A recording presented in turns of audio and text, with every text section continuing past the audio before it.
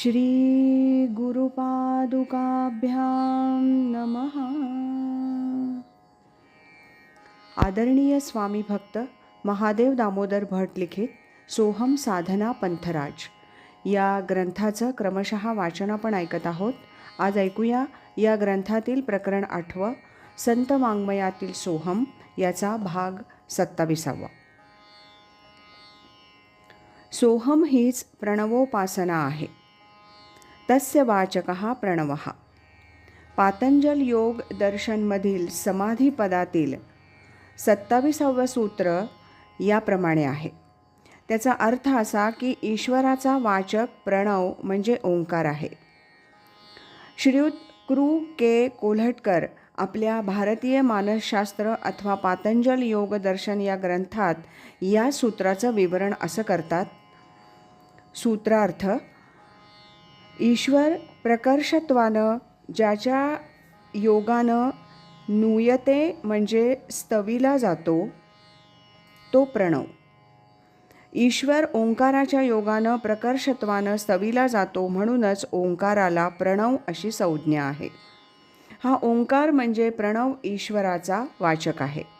नाव उच्चारलं असता त्या नावावरून ज्या व्यक्तीचा बोध होतो ती व्यक्ती त्या नावानं वाच्य असते आणि ते नाव त्या व्यक्तीचं वाचक असतं.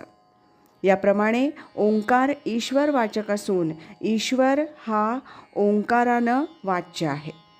मात्र व्यवहारातील वाच्यवाचकात नित्य संबंध नसतो, तर तो मनुष्यकृत संकेतानं उत्पन्न होत असतो. 14व्या दिवशी मुलाला पाळण्यात घालून आई त्याचं काही नाव ठेवते. मग ते नाव त्या मुलाचं वाचक होऊन तो मुलगा त्या नावानं वाच्य होतो. म्हणजे तो मुलगा आणि त्या मुलाचं नाव ह्यांचा वाच्यवाचक संबंध मनुष्यकृत असतो. पण ईश्वर आणि ओंकार ह्यांचा वाच्यवाचक संबंध संकेतानं उत्पन्न झालेला नसून तो नित्य आहे. ओंकाराचा जप म्हणजेच ईश्वर प्रणिधान कसं करावं ते करण्याचे प्रकार आणि त्यासंबंधी विवरण या ग्रंथात लेखकानं या सूत्राखाली उत्तम केलंय. सोहम म्हणजे ओंकार कसा, सोहम म्हणजे प्रणवोपासना कशी होते इत्यादी प्रश्नांची उत्तरं श्रीयुत कृ. के. कोल्हटकर यांच्या शब्दातच आता बघूया. तज्जपस्तदर्थ भावनम.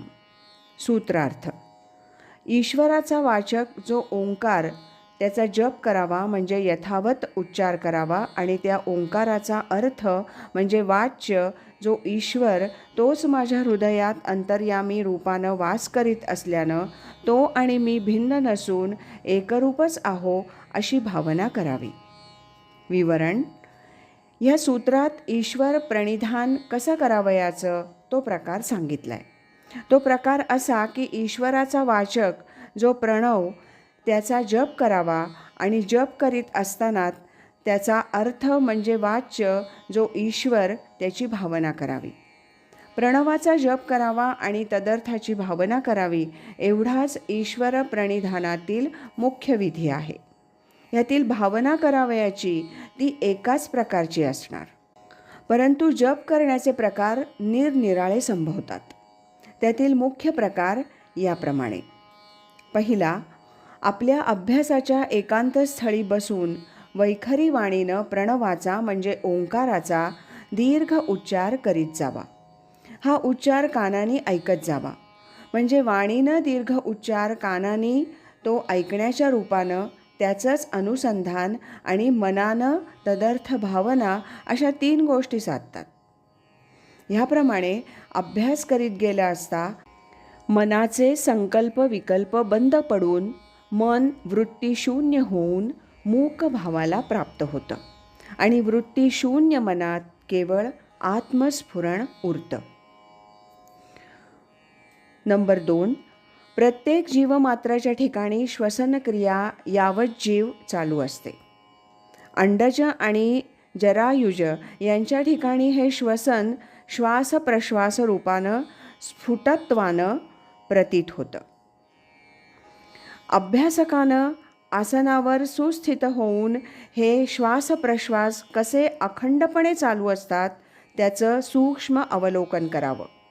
श्वास प्रश्वासावर मन स्थिर होऊ लागलं म्हणजे श्वास घेताना सो आणि प्रश्वास सोडताना हम असे सूक्ष्म ध्वनी गोचर होऊ लागतात. म्हणजे एका श्वासप्रश्वासात सोहम असा सूक्ष्म ध्वनी गोचर होऊ लागतो. हा सोहम ध्वनी मंत्र मनुष्य प्रयत्न वाचून अखंडपणे केला जात असल्यानं ह्याला अजपा असं म्हणतात. ह्या अजपा मंत्रावर अनुसंधान ठेवणं हा अजपा जप होय. ह्या अजपेत सकार हा ईश्वराचा संकेत असून हकार जीवभावाचा संकेत आहे. सोहम ह्या उच्चारासमवेत तो मी आहे अशी भावना करावयाची असते. सहा म्हणजे इदमत्वानं प्रतीत होणारं जे हे नामरूपात्मक जगत, त्याचं अधिष्ठान असलेला जो चेतना पुरुष, तो अहम म्हणजे साधकाच्या स्थूल सूक्ष्म कारण देहाचा कूटस्थ साक्षी प्रत्यक असा मीच आहे अशी ती भावना असते. तो ईश्वर असा अविद्यादी 5 क्लेश, शुभ अशुभ आणि मिश्र असं 3 प्रकारचं कर्म, जाती आयुष्य आणि भोग हा त्या कर्माचा विपाक, तसंच चित्तात वास करणारे आशय म्हणजे वासना, ह्या सर्वांपासून अलिप्त आहे. तसाच मी सुद्धा आहे अशी भावना प्रणव जप चालू असताना करायची. अशी भावना करीत असता ईश्वर आणि जीव ह्यांचे औपाधिक भेद यांचा निराश सहज होऊन म्हणजे सोहममधील सकार आणि हकार यांचा लोप होऊन एकच अखंड ब्रह्मतत्वाचं अनुसंधान ओंकारानं युक्त असं चालू राहतं.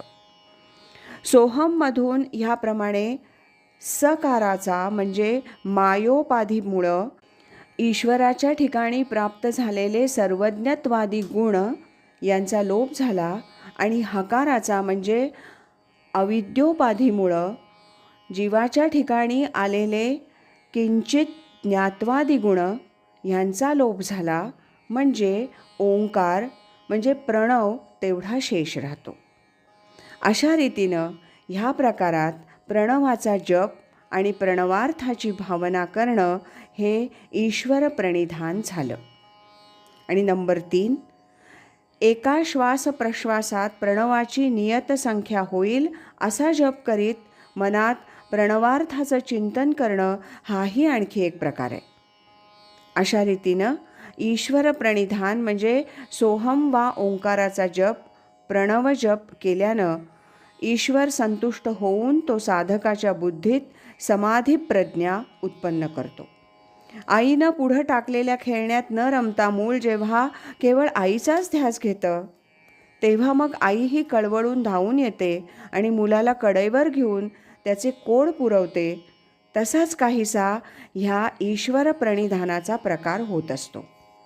विषयसुख हीच खेळणी ही वैराग्यपूर्वक टाकून देऊन जेव्हा साधक प्रणव जप करून तद्वारा ईश्वराला सारख्या हाका मारतो, तेव्हा ईश्वरही त्या साधकावर अनुग्रह करतो.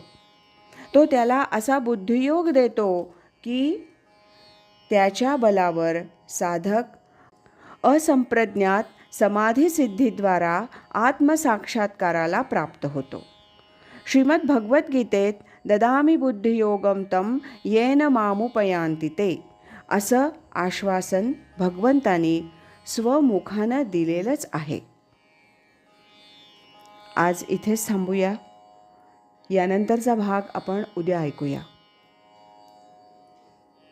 श्रीमद सच्चिदानंद सद्गुरु श्री स्वामी स्वरूपानंद महाराज की जय. हरि ओम तत्सत.